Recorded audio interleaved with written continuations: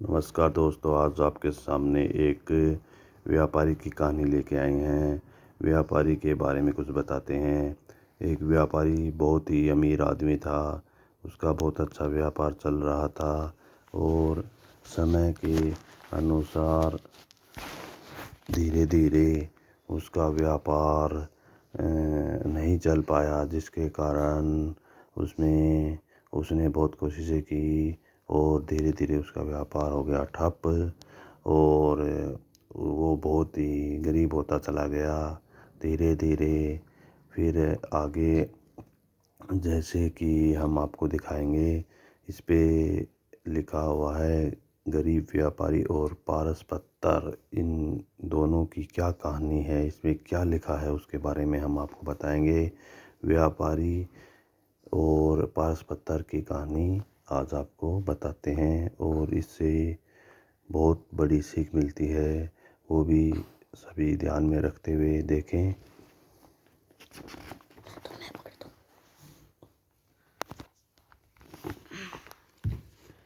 सबसे पहले एक समय की बात है। एक छोटे शहर में एक व्यापारी रहता था।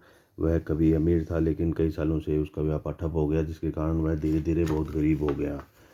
जिसके जिसके कारण वह अपने बच्चों और उनका पालन पोषण नहीं कर पा रहा था। एक दिन उसने सुना कि शहर में कोई संत आ रहा है, तो वो उसको संत से मिलने के लिए वो चला गया।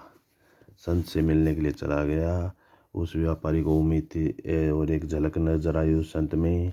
जब वो संत से मिला तो उसकी आंखों में आंसू आए। उसने संत से विनती की, हे दयालु संत, आप मेरी एक भयंकर गरीबी को ख़त्म करो और मेरी मदद करो, जिससे मैं अपने परिवार का पालन पोषण मैं कर सकूं।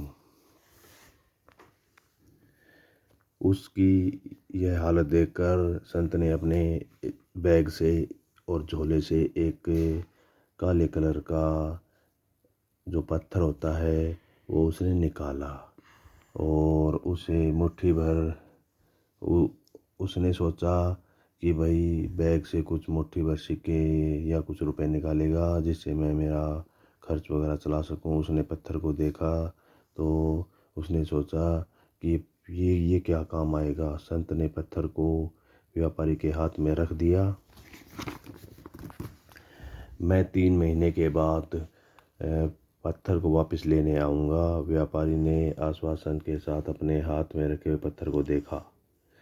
संत ने व्यापारी से लोहा खरीदकर पत्थर के इस्तेमाल से उसे सोने में बदलकर सोना बेचने को कहा।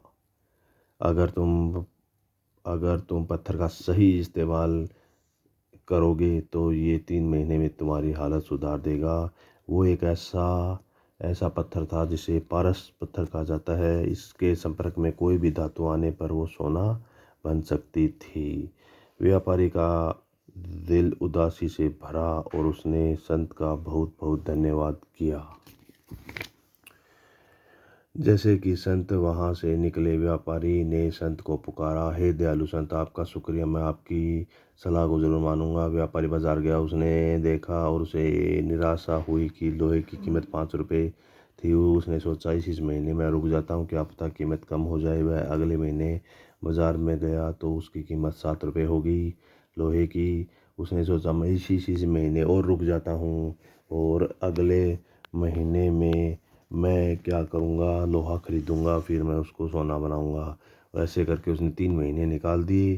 3 महीने निकालने के बाद उसका समय पूरा हो गया और जो संत था वो वहाँ आ गया। संत वहाँ आ गया और उसकी हालत देखी तो उसकी हालत व्यापारी की वैसी थी। तो तब व्यापारी को मैं तुम्हें एक सुनहरा मौका, लेकिन तुमने उसे खो दिया। व्यापारी वो जो संत है वो बोलता है व्यापारी को, मैंने तुझे एक सुनहरा मौका दिया था जो कि आपने खो दिया, क्योंकि मौका एक बार मिलता है, न कि बार बार मिलता है। तब व्यापारी को अपनी गलती का एहसास हुआ। उसे अपनी ज़िंदगी को बदलने का मौका मिला था, लेकिन उसने उसका फ़ायदा नहीं उठा पाया। हमारी यह ज़िंदगी, हमारा पारस जो पत्थर है, हमें कुछ समय के लिए ही मिलता है। तो हमारा जो मनुष्य जीवन है वो भी हमें कुछ ही समय के लिए मिलता है, और इस अवसर को हमें खोना नहीं चाहिए। परमात्मा से इस अवसर में हम परमात्मा से मिल सकते हैं। यदि हम इस सच्चे मकसद को पाने के लिए अपने जीवन का इस्तेमाल करें तो हम अपने अंदर परमात्मा को खोज सकते हैं। लेकिन अगर हम अपने रूहानी काम को टालते रहेंगे तो हमारा हाल उस गरीब व्यापार की तरह हो जाएगा जिसे दुर्लभ सुनहरी मौका अपने हाथ से खो दिया। तो इसमें यह समझाया गया है, इस कहानी के द्वारा यह समझाया गया है कि इंसानी जीवन में मौका एक ही बार मिलता है। क्योंकि इसमें जो संत हैं, जो महाराज जी हैं, वो यही समझा रहे हैं कि भाई जैसे उसको पारस वो दिया संत ने पत्थर, और उसने उसका जैसे मौका जो भी था वो उसने धीरे धीरे करके निकाल दिया। तो उस मौके का उसने फ़ायदा ना उठा पाया। इसीलिए उस कहानी को आधार में रखते हुए संत जी ये बताते हैं कि मनुष्य का जीवन कुछ ही समय के लिए मिलता है, तो उसका लाभ उठाओ और परमात्मा की अर्चना करो। धन्यवाद जी।